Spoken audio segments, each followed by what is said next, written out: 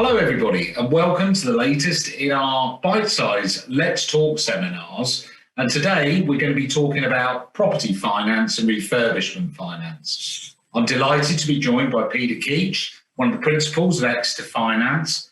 Peter's a long-standing professional within the banking industry, having started his career with Lloyds, moved on and developed a huge arm of Arbuthnot Latham, and more recently, in 2013, saw a gap in the market, set up Exeter Finance, and is now funding and supporting deals right the way across the south of England and beyond. Exeter Finance is a non-regulated short-term lender based in Exeter, unsurprisingly, and it offers secured loans to the West Country and beyond. They provide bridging finance, development finance, and are a really innovative funder. So I'm delighted that Peter's joined us today. Peter, good afternoon and welcome. Good afternoon, Dave. Thank you for welcoming me. Thank you. Going to jump straight in. We've got a number of things we'd like to ask you today as an industry expert. Now, the first thing I'd like to ask you, bridging finance, as we've known, is now being used for multiple purposes. Yeah, there's lots and lots of different reasons people use bridging finance. Can you cover the main reasons and the main areas in which you and others look to fund in that field? Okay, Dave. Well, primarily we're non-regulated, as you said. It's related to a property transaction. It could be that a particular sale is slower or a customer needs to refinance. In respect of a purchase, it can be the speed of the delivery of the loan or the lack of cash the borrower has and offering us other security. So we can refinance customers by way of bridging loans, offer them additional monies. It could be to complete a project, or it could be, for instance, to pay something as simple as a tax bill. Generally, when a customer's buying a property, they're looking to enhance the value of the property. That can be by way of a planning gain for student accommodation, as an example, or a house and multiple occupation. Other transactions that we've seen have been to buy out a shareholder, a partner, or a family member. At Exeter Finance, about 30% of our loan book is what we call bridging finance, and we're seeing an increasing need for our services in this sector. So we're keen to promote bridging finance within our loan book. Superb, thank you. And obviously, Peter, lending's changed dramatically over the past 12 months for every single funder. So can you give us an insight of how funders, in particular you guys at Exeter Finance, have adapted to these really difficult and very much changed circumstances? Dave, I can remember it well. 12 months ago, the future looked very uncertain. We went into our first lockdown. I had to adjust the business, take stock of our lending, and curtail some of the deals that we had in motion. But by May 2020, we started to lend again. We looked at loan to values, our valuations. We didn't furlough any staff. And when we decided to continue lending, there was many difficulties we had to overcome. For instance, drawdown of loans for developers. This was done by photographic evidence and pictures. The legals on our new deals became an important part. So we set up Teams and Zoom meetings with our solicitors. We have a panel of solicitors that act for us, and with my team who are all working from home. We learned how to scan. The legals were a particular challenge because we're dealing with both sides of the spectrum, the buyer and the seller. So we had to sign off COTs remotely, working with our lawyers, and we had limited office access. So we had to set ourselves up with our IT systems. We then started to see a strength of the marketplace, and we saw more sales coming in, low rotations. That created a massive challenge with the land registry, who had a huge backlog of properties that we were looking to release. So I was signing forms such as DS3s and DS1s to release property by scanning them to my team, scanning them to the solicitors. And we got in the groove, and it definitely slowed the process, but we got there in the end. We set up electronic documentation. So the key really was funding our existing customers through the pandemic, So on deals where we committed funding, we finished every project. So we're dealing with site drawdowns by visuals, videos, photographic evidence. So we've managed to overcome a huge hurdle. We're now back in the office 2 days a week. So it's business as usual at the moment. Yeah, well, that's great to hear. And along with many funders, I think a lot of the changes that have been necessary will stand us all in good stead for the future. One of the things that I always like to ask funders is, what do you see the key benefits of clients and funders when they deal with brokers? Because you obviously will deal with clients direct and you'll have broker-led introductions. And I think it would be good to know that, especially for bridging and development finance, what you see the role of the broker as and why that's a benefit to you. We've considered brokers play a very important role in the funding programme. It gives us a great insight into a deal at the outset by a document that we can read and understand the borrower's requirements. We're very keen to support local brokers. It means that we can get our agreement in principle, known as an AIP, out quickly, and we can tailor the deal to meet the borrower's needs.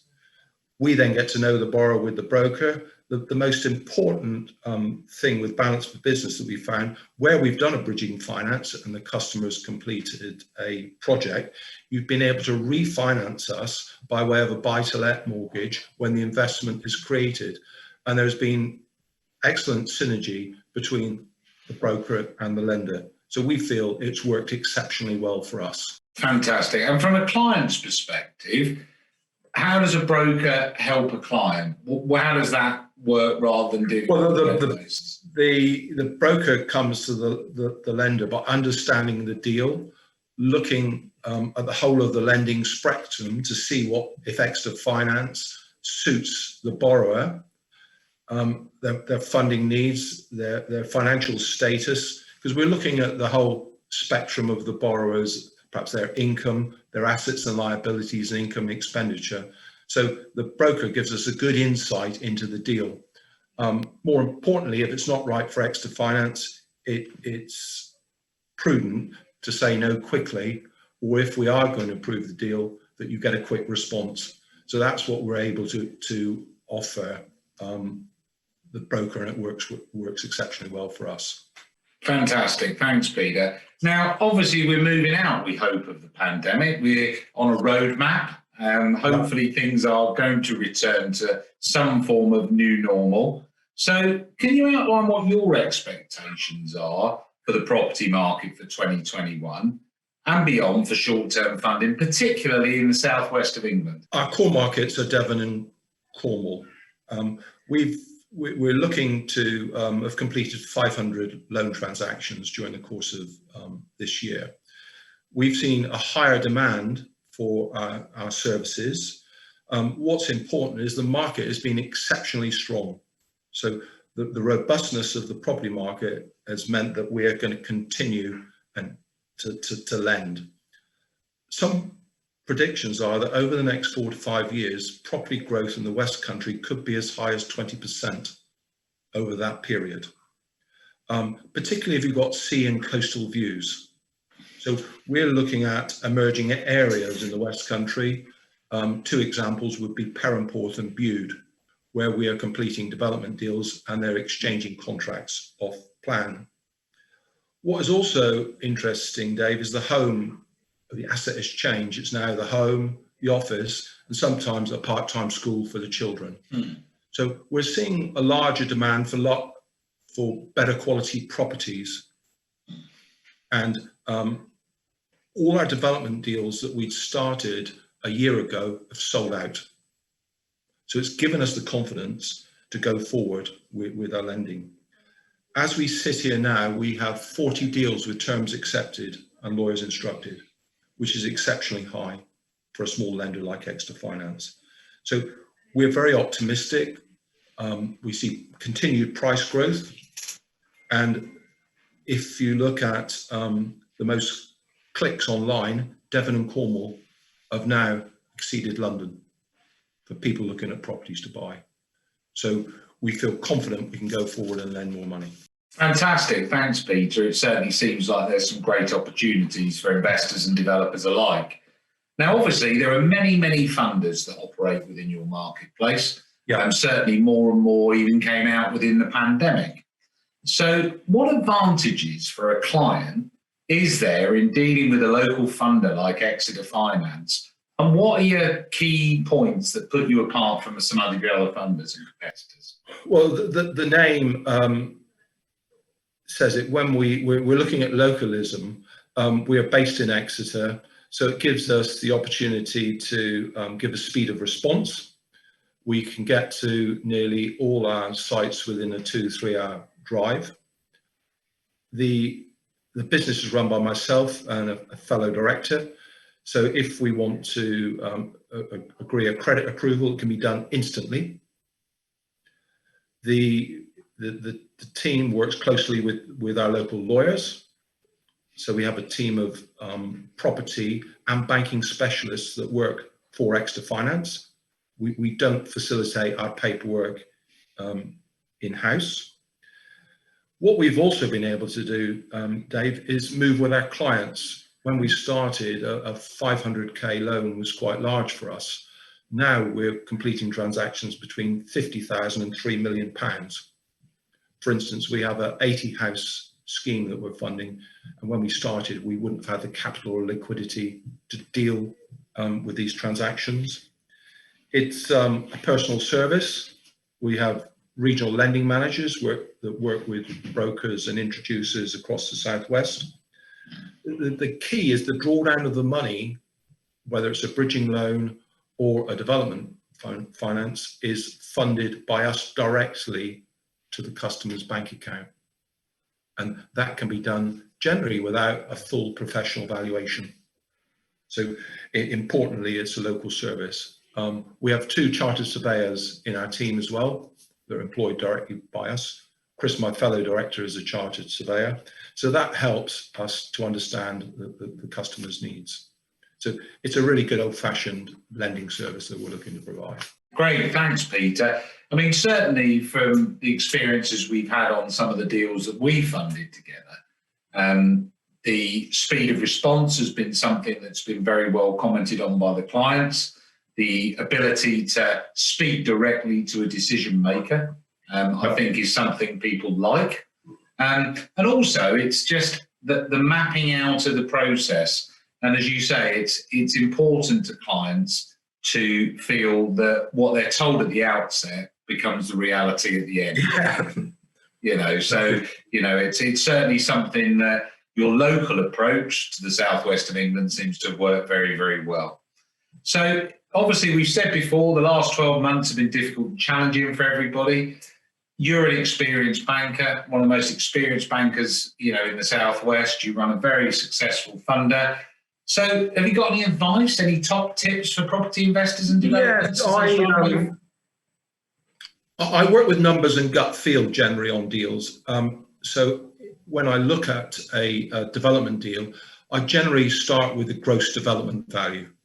So I work backwards from the value of the houses. We like our developers to maintain a decent margin that can, in a good market, can be 20 to 25% of the GDP. So we look at the numbers. Then we're anticipating an increase in materials and labour. Lots of our customers that we talk to, the timber's gone up, labour is going up, so there's going to be an increased cost to the build. Don't anticipate planning approval, particularly in certain areas of the West Country. It can be very, very slow. Location's important. We look at emerging areas in the West Country. We like sea views and coastal locations. I always talk to people about kitchens and bathrooms. It may seem quite straightforward, but I always like to see additional expenditure on the kitchens and bathrooms because they're a key selling feature. And I like to see open plan space so the developer is creating a product that's appealing to customers. We then look at the exit, warranty, architect certification, sign off, a good solicitor dealing with the site plan, the refinance, it all might sound straightforward, Dave, but it doesn't often go to plan. If we're doing a larger development, even up to 10 houses, the roads and services are the key to me. Once we've got the slabs down to build, it gets a bit easier. A lot of the problems are in the ground. We look at the build cost per square foot. There's not many builders that can build below £100 a square foot now. And some of the more expensive properties can be up to 200 plus a square foot. So we look at the numbers, we try and deliver the money in an easier way than they would with a clearing bank where they might adopt a QS.